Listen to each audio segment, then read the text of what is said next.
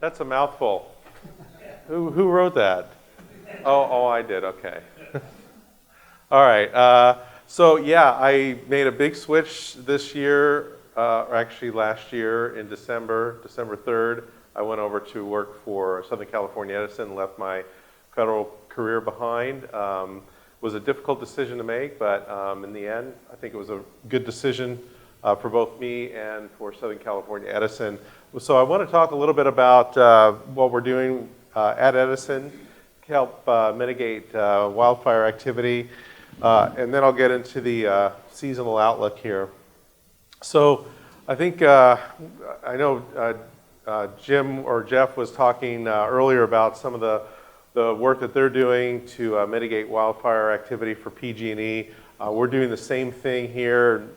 I know these slides may be a little hard to see from the back there, but we're also installing many weather stations across our service territory.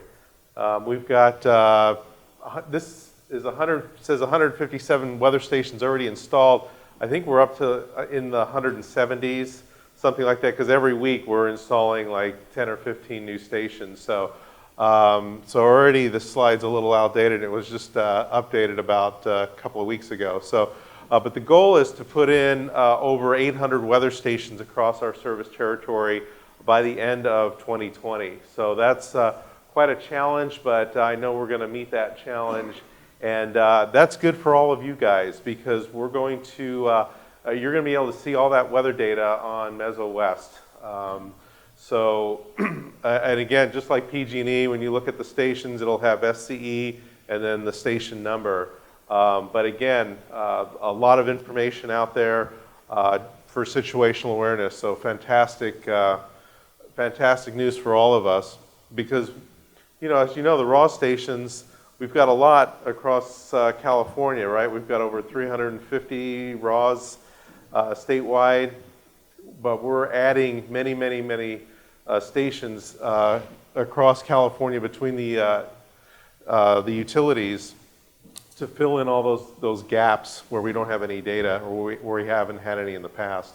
We're also adding high definition cameras, and I think we have at least 70 installed, with about 160 or 170 cameras expected when we finish this installation, which I think will probably spill into next year a little bit. But this is from Santiago Peak, looking at the Holy Fire last year.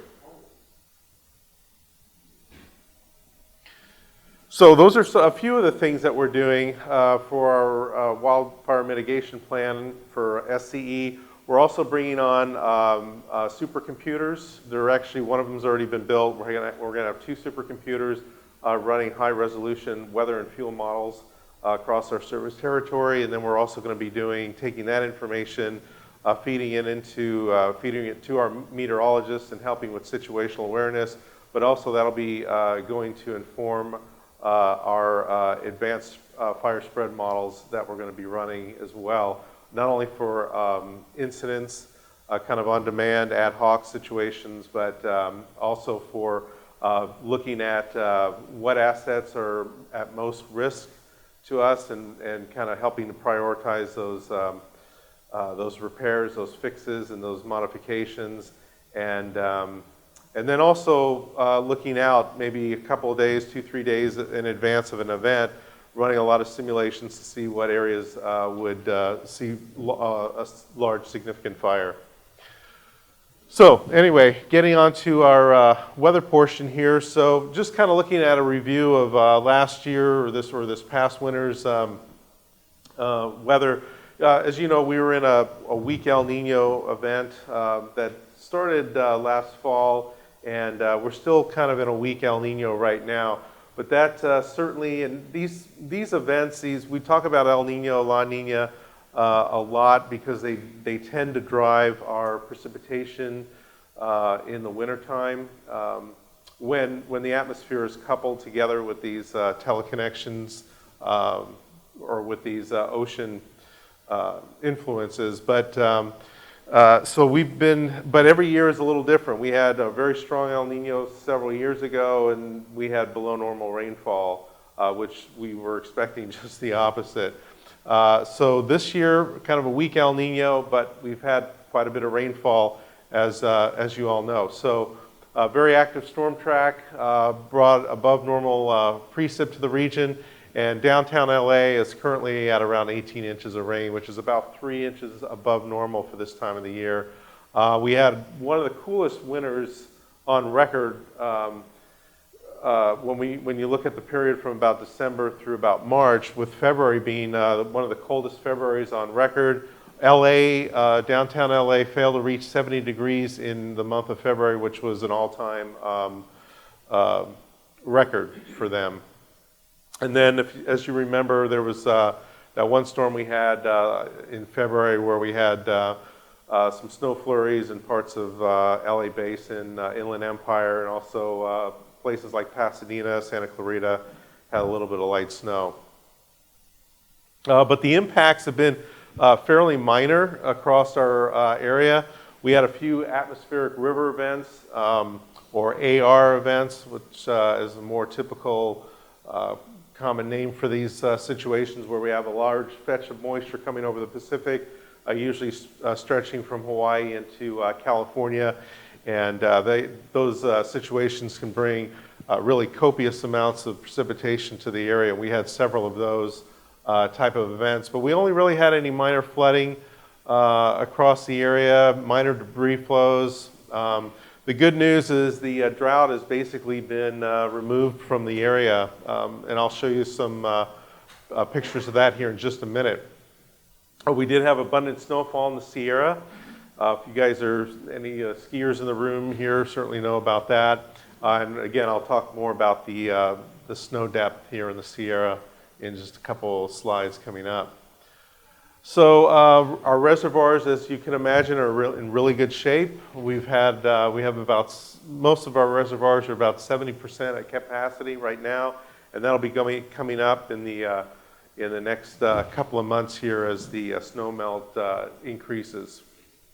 So snow depth in the Sierra, I took a snapshot here, just took this last night, looking at the snow depth in the Sierra from yesterday, and then comparing that to a year ago. So you can see the difference in snow depth across the Sierra.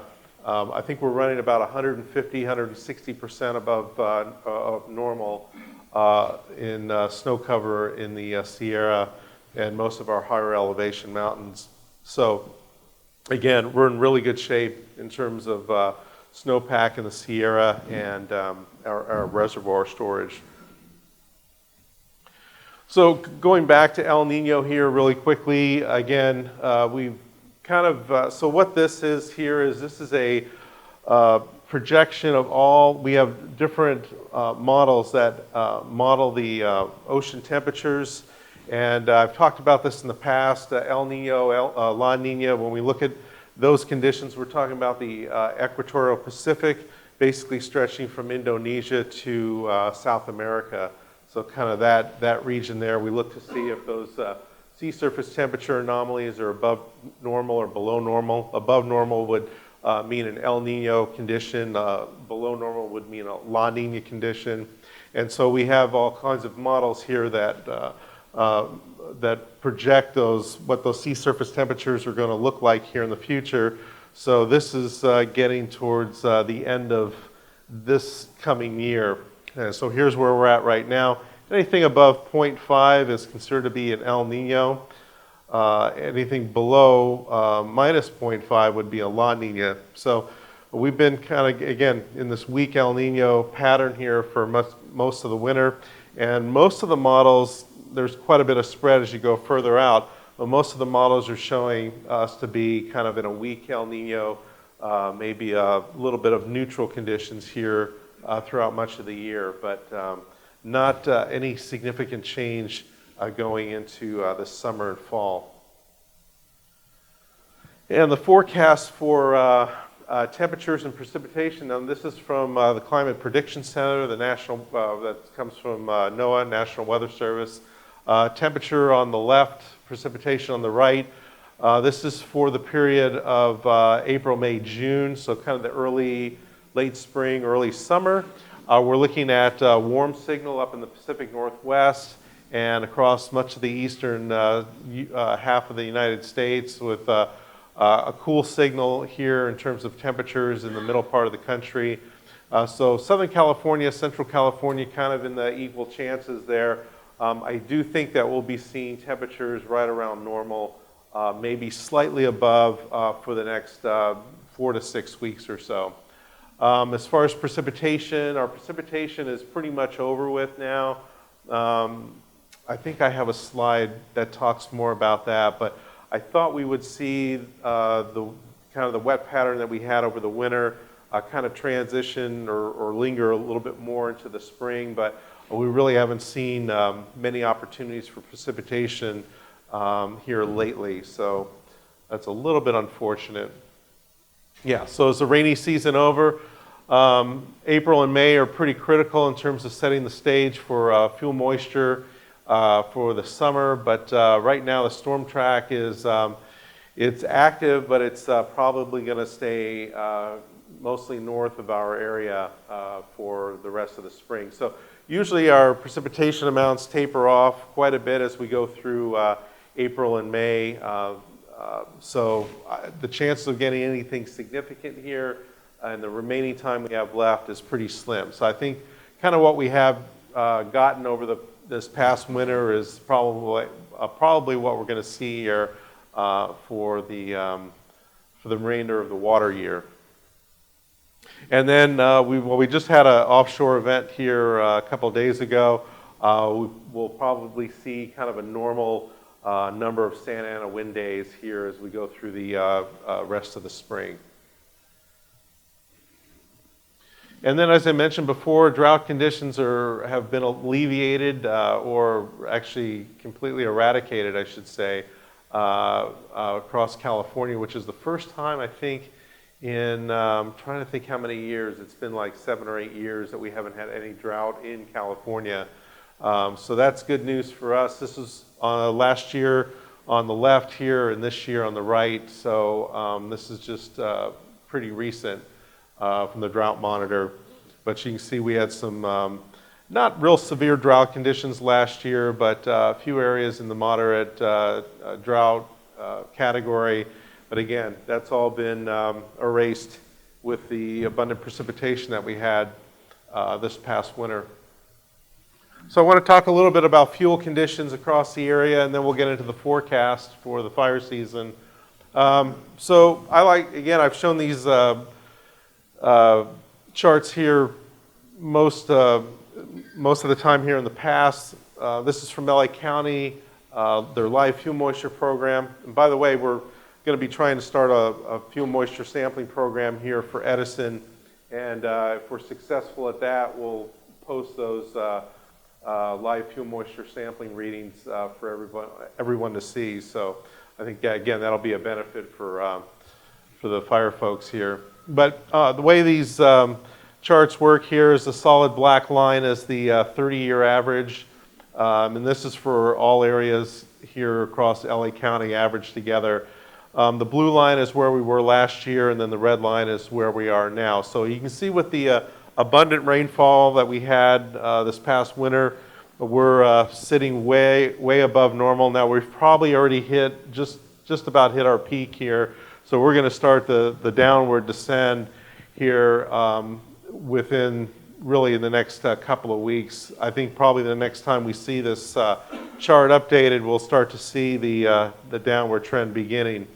You can see though we're not only way above where we normally are at this time of the year, but we're also well above where we were last year at this time. Remember last year was a pretty dry winter, except for March. We had a peak in rainfall activity across the area, which really caused the live fuel moistures to spike temporarily. That spike was pretty brief, and then we dropped down pretty quickly. And last year, this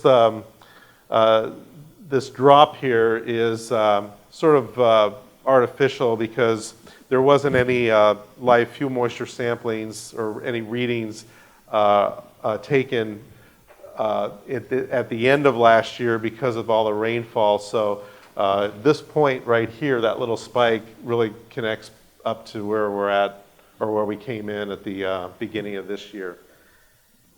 Anyway, so our live fuel moisture is, we're doing really well on live fuel moisture.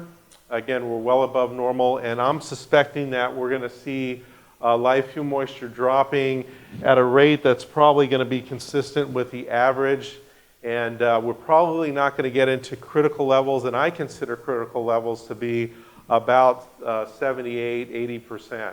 I know there's a lot of talk about that being 60%, but really 78, 80% is when we start seeing fire starting to carry into the heavier fuels. And I don't see that happening until probably probably the latter half of July. And that's just because of the high fuel moisture values we have right now. And we have an experimental live fuel moisture product on a grid now. This has been being developed for Edison and really for all the utilities. It still has some, there's still some work to be done on this, but I think this is a pretty powerful tool in showing on a grid where what the live fuel moisture values are. Right, so we've been sampling live fuel for years and years and years at sporadic locations every 2 weeks. And of course, if it rains or we have folks out on fires, we don't get those observations. But this is a way to kind of fill in all the gaps, and not only spatially, but temporally as well.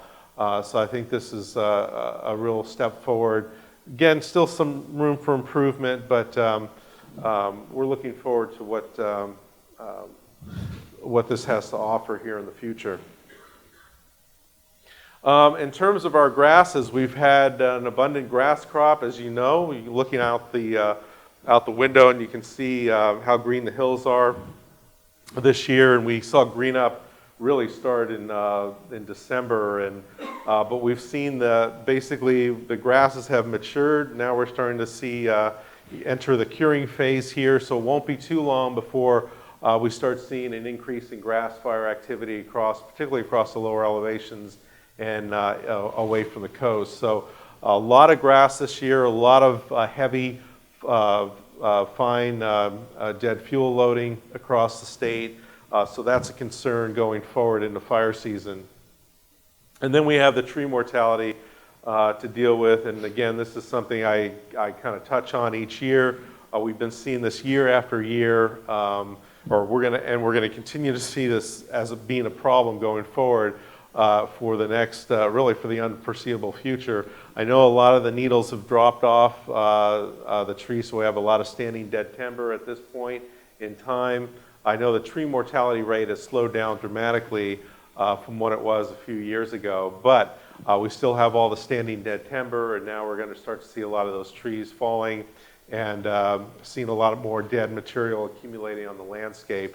So that's certainly a concern, not only this fire season, but will be for some time to come. So the outlook here, and I can, this is from Predictive Services.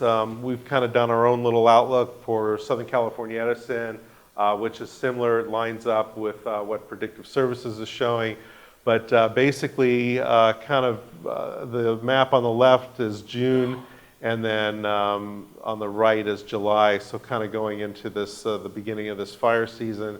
Really kind of on the left showing the increase in grass fire activity across some of the lower elevations, inland areas away from the coast, Sierra foothills, Central Coast area, and then Southern California, and then that'll kind of transition a little bit more into the heavier fuels as we get into July. But as I mentioned before, live fuels are so high right now that I really think there's going to be a delayed start when we start to see our really significant fires where we're deploying teams and that kind of thing. I think we're going to have a very active grass fire season, probably starting mid-May, so we're looking at about a month away where we start to see a real big increase in grass fire activity, and that'll continue, of course, into the summer.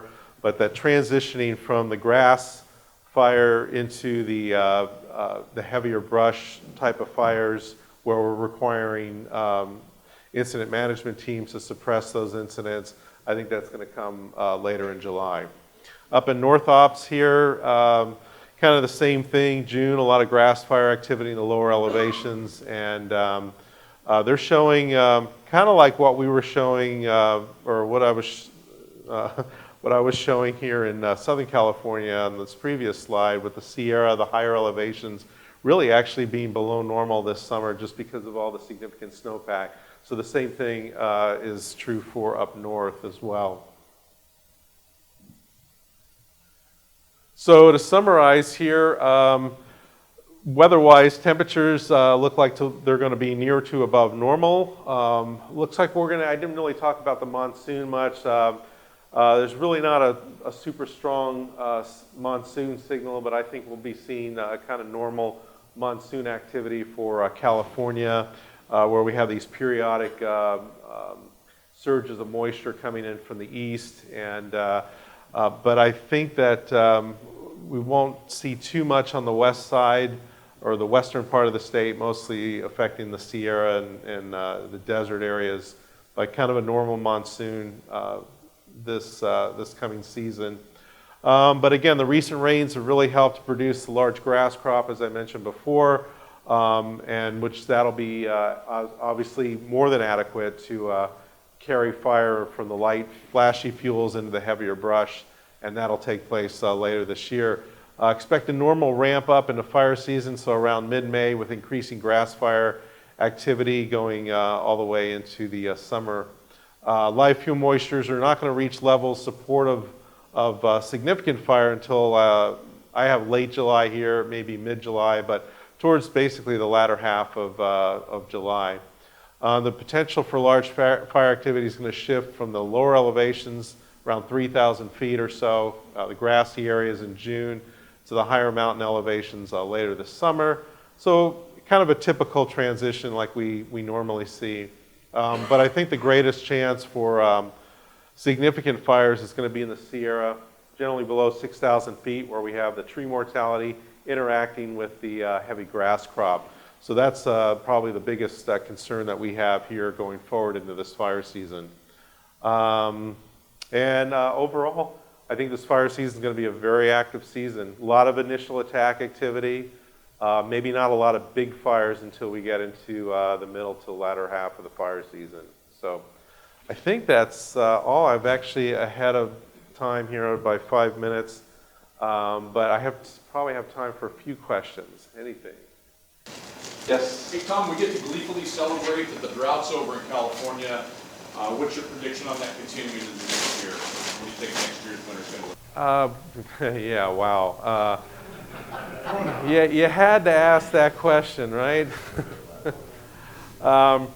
So it's a tough question to answer. It really is. I think it's going to be very interesting to see what happens with the El Nino type of conditions, because normally we go from an El Nino then in pretty sharply into a La Nina pattern, which doesn't look like that's going to happen. It looks like we're going to stay in kind of a weak El Nino or neutral conditions. So the chances of us having a slightly, or I should say a normal type of winter precipitation, or maybe even above normal precipitation, may be a little bit higher than normal.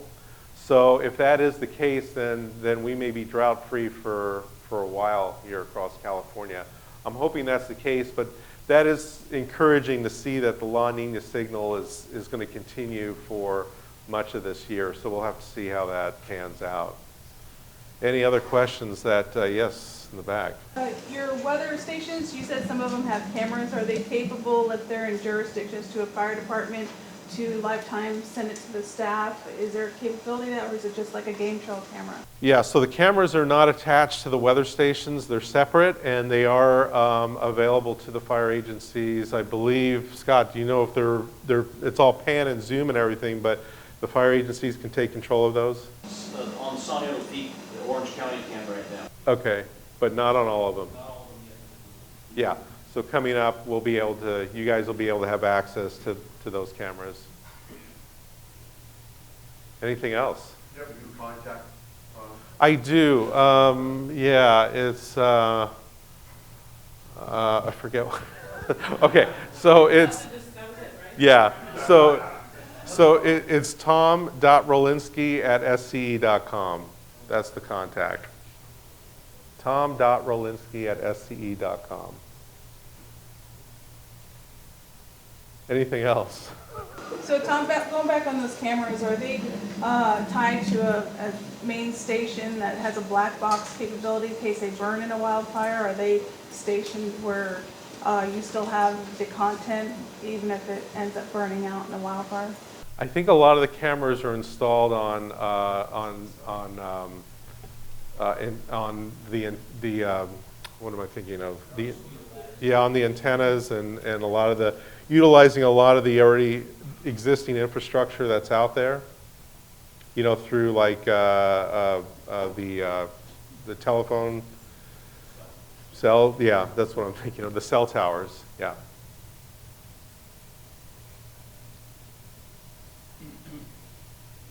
Anything All right. else? All right, thanks so much. Thanks, for having Tom. me. Appreciate it.